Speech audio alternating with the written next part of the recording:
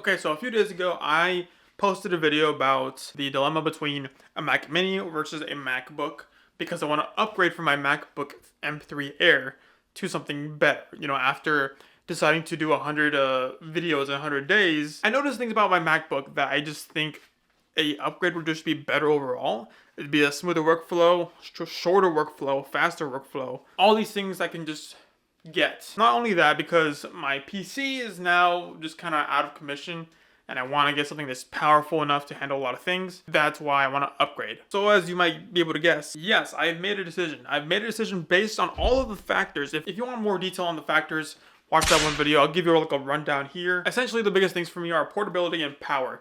How powerful is it and how portable can this thing be? So after like a bunch of researching and price comparing and just kind of seeing all the different configurations of like Mac Minis versus MacBooks, I've kind of narrowed it down. I even made like a price chart for all the configurations that were in my price range. I was gonna make a video on that, and I didn't get around to it. And the price charts didn't really help much because there are just other things that kind of affected my decision that led to what I decided on now. And it was a tough decision. Like, both sides have pretty strong arguments. The Mac Minis are small, they're powerful, they're a really good deal, and I could kind of upgrade them with the dock. You put like an SSD in the bottom, like it'll connect to the thing.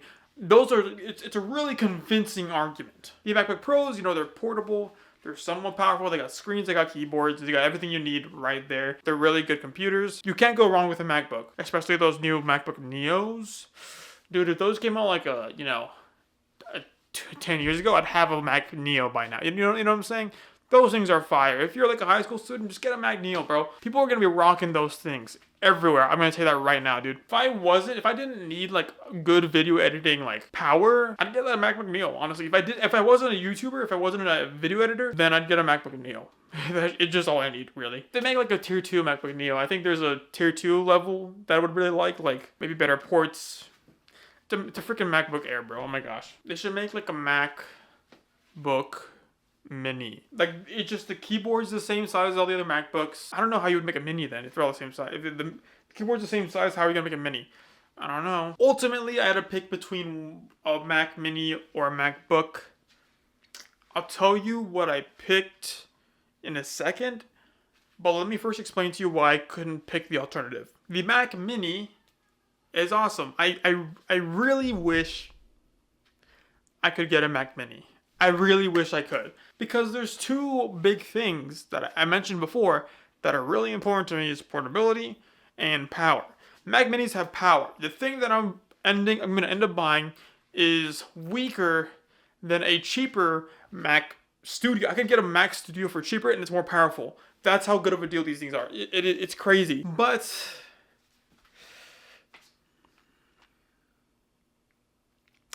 they're not portable. I really wanted to get a Mac Mini, bro. I'm telling you that right now. If I had my own place, my own apartment, my own studio, whatever, I'd get a Mac Mini.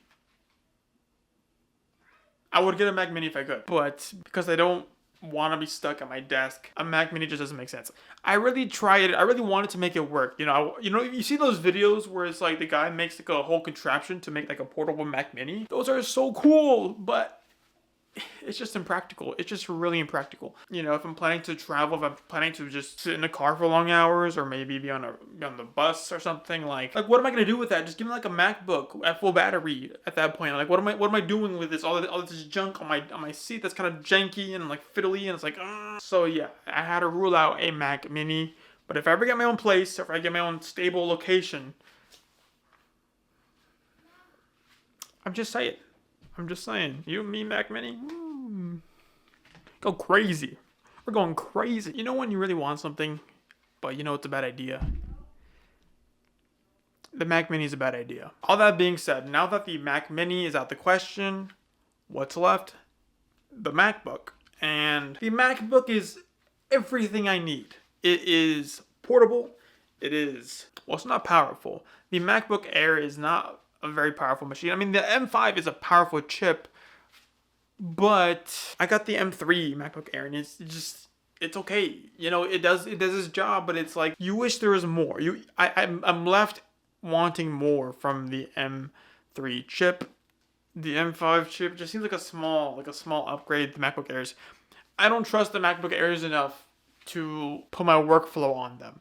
They get hot. I gotta use the dongle. There's no fans. It's kind of a hassle. I need something powerful, yet portable, and professional. Which is why I'm going with the MacBook Pro. Was that cool? Was that cinematic?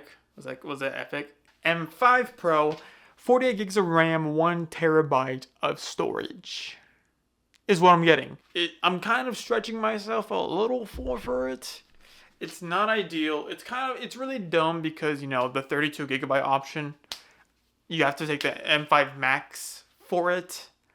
That's triple the base price, essentially. I'm not doing that. I'm not doing that. So 48 gigs of RAM is like really high, but because there's no like 32 option, I have to go with the 48 option. So it's nice to have that enough room there, but it's like you're barely ever gonna go up there. It's like having like one of those houses where it's like you have like a super high ceiling in one section of the house, and it's like, what are you gonna do up there? Like a chandelier, but like, how many people are gonna like look up there?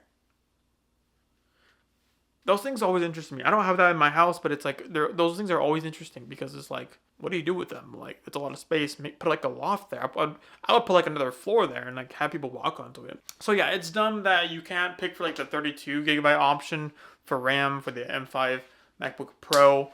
It's a Pro chip. My bad, it's a Pro chip. M5 Pro MacBook, 48 gigs of RAM, 1 terabyte of storage. And you know, with the M5 Pro chip, you can only do 24 or 48. Anything other than that, you gotta go either M5 or the M5 Max. So yeah, I'm stretching myself very thin with the this new MacBook, but I think it's in the sweet spot of like, okay, I'm happy with this. I will take this and have this be the daily driver for the next 5 years or so.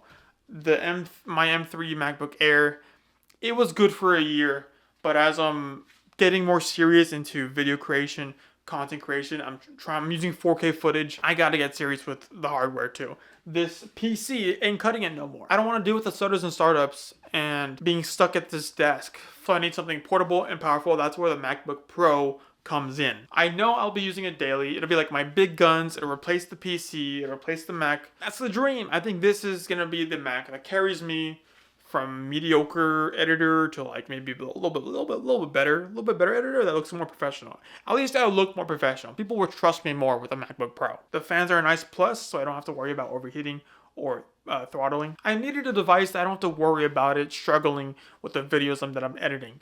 And I know with this MacBook Pro, it better not struggle.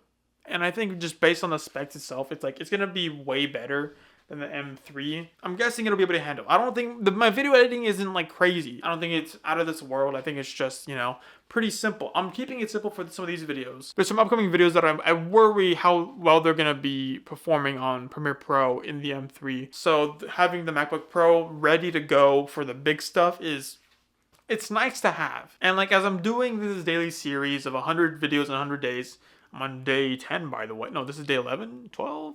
As I'm doing this daily series, I'm taking editing videos and getting things done more seriously. For the first time ever, I caught like my memory. You know how in the Macs, like there's like the activity monitor and it'll show you how much pressure there is on that memory. It's always been green for me every time I've checked. But a couple days ago was the first time I saw it in like the yellow.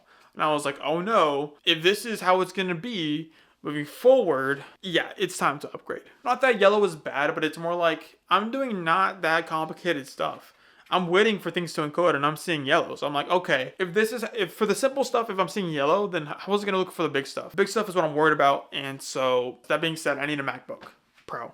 You know, with the M3, you know, I see like the micro stuttering, the heating up, the occasional slowdowns. I really just can't have that. Like, just the MacBook Pro will deal with that. And I won't have to worry about it at all. Again, I just need something reliable and fast, even if the headroom is a little high.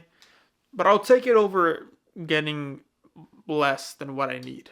If that makes sense. I know I edit simple now, but it's like also because I have a simple laptop. So I'm thinking like once I get the Pro, Will that affect how I edit videos? Could I add more onto the videos than I do usually? As for the videos, I realize that organizing things makes things a lot easier, so you know where everything is. I'm kind of messy. Like, if you've seen my drives, I just drop everything in there. I'm realizing that's a bad idea because there's a video that I'm working on, a big video, and all the footage is just dropped right there in the file, and I'm like, oh no. I have to go through all that and like make sure I know where that is placed in the timeline, or else I'm gonna have a jumbled up mess of videos, and some of them are in incorrect spots, and I'm like, okay, I should have organized this stuff when I was shooting the video. This makes sense. So I want to work on my organization skills to be smoother, to be faster, to be smarter, to be better, and then build up a library of like assets, sounds, effects that I could just slap onto my stuff, so I don't have to worry about it at all. If there's any editors out there watching this and you have any tips on how to like just improve the workflow of like editing YouTube videos, let me know. I'd really appreciate it. Just in terms of, you know, effects, maybe certain settings. I use proxies now, which are really cool. That being said, I hope this video is at least 10 minutes long. I will do a MacBook review on the day of, as well as like maybe like 10 days after. Anyway, guys, I will see you guys tomorrow. Peace out.